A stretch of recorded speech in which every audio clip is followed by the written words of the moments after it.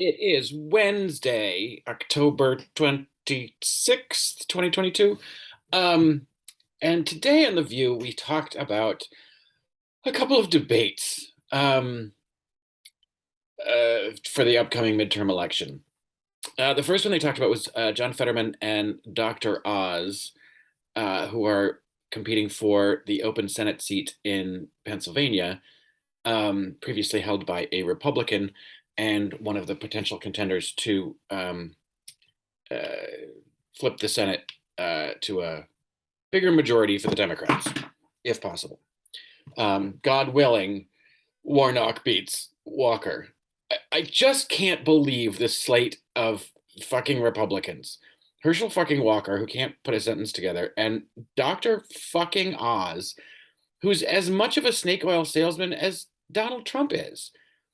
Um, uh he's been caught promoting fake diet pills and all sorts of bullshit. And I have a hard time believing that the people of Pennsylvania are just that gullible that they would buy this line of crap from a guy who doesn't even live in their state. He lives in New Jersey.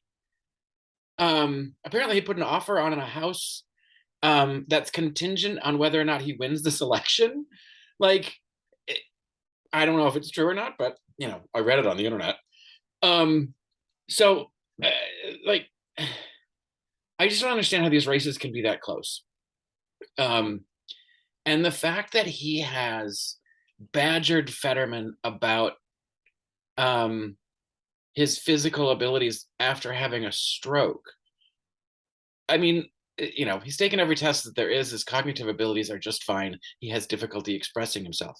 Like, it, like how grotesque. And I mean, I shouldn't expect any more from the GOP, but he calls himself a doctor. Of what? I don't even know what his degree is supposed to be in. Um, you know, a degree of being Oprah's former friend. Um, anyway, that is is troublesome, and I will give. I didn't see the whole debate. I've seen clips. Um, I will give Amy Alyssa Farrah Fowler Griffin the point about Fetterman back and forth on fracking. I don't believe that he actually endorses fracking. He just has to say it in order to get votes because it's a big source of the energy and commerce in Pennsylvania. Fracking did come up in the New York gubernatorial debate between current Governor Kathy Hochul and her challenger Lee Zeldin, um, and he basically opened up the state to fracking, which is like giant no, thank you. Um, that debate I did watch last night, and you know she was measured and calm, got in a few good barbs, was very clear about policy, was good about explaining things that are a little more difficult than just a quick soundbite, because that's all he could do. It was like one soundbite after another, just like clip, clip, clip, dog whistle, dog whistle, dog whistle. It just the fact that they don't even have to have sentences anymore; they just throw cashless bail, and crime. Anyway, um, she unfortunately kept going back to um, illegal guns and him not being on board with an assault weapons ban. And she went back to it so many times when there were so many opportunities for her to do something else, and especially be clearer on what the no cashless bail rules actually are, because it isn't that everyone is set free after they're arrested. There are rules about who can be detained and who cannot.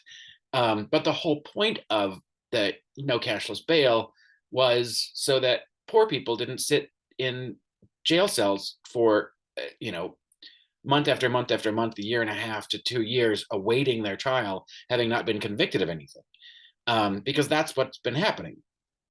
So, and I do fear that that is kind of a winning argument on the Republican side, because people don't understand what the um, almost no cashless bail.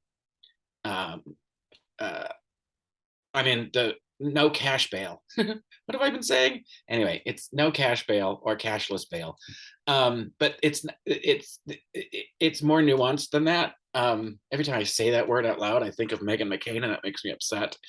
Um, but and so I feel like she could have done a better job explaining that, because she did it. She got one mention in, but people need it hammered home. But what that actually is, and he sat over there, stood over there on his side of the podium, never once turned his head towards her. Also said, um, I mean, he just did a lot of talking points, and in a very like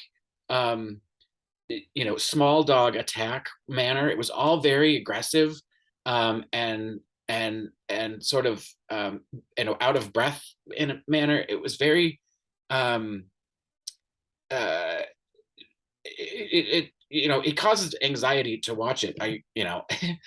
It seemed like a lot of what we now refer to as small dick energy.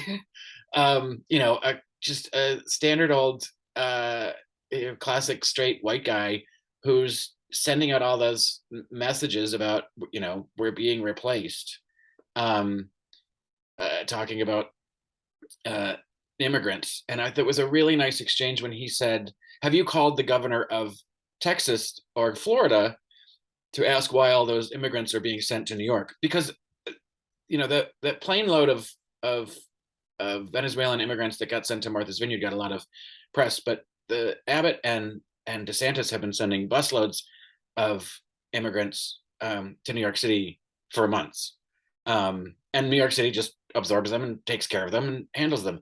And uh, and she said, in response to, "Have I called the governors of those states?" She said, "No, I called the president of the United States." And I've been working with Joe Biden to secure funding and a federal plan for the immigrants and the refugees and the asylum seekers coming across the border. And Zeldin went on this big tirade about, well, we want to know who they are and where they're coming from and what they're doing and where they're going. No, we don't. I just want to know that they're being taken care of, and that we're processing them through the system on some sort of path to residency. I don't, and this is the thing I don't understand about the whole immigration argument to begin with, is that it's honestly just a racist one. It's closed the southern border, so anybody who flies in is okay, or anybody who comes in from Canada is fine. But if you come across the southern border, which is Latin America, which is brown people, then you're not welcome. Latin America or South America. I don't get it. I mean, I do get it. It's just all fucking racist. I refer to that delightful gift that France gave us that sits in New York Harbor as the Statue of European Immigration Only. It's exhausting. And he started in his opening comments about calling New York State we was in crisis, that everything's falling apart, and I watched with a couple of friends and we're looking around. I'm like, I don't feel like the state is in crisis. And then he referred to it as the greatest state in the greatest country in the world ever. And I was like, well, okay, so are we the greatest ever, or are we in crisis and failing? Because it doesn't feel like those two things can mutually exist. I wish he'd gotten called out on that. But yeah, I don't understand why he's doing well in the polls either. Other than the whole bail reform issue, I don't know why anybody would want to vote for him, other than the fact that they don't like Democrats and they don't like a woman. And this is the battle that we're fighting across the country with the electorate. So I don't know what's going to happen. I do know that early voting starts in New York State on Saturday, and I'll be casting my votes this weekend. I no longer reside in the city of New York, and yes, the subways are a little scarier, but Whoopi's absolutely right.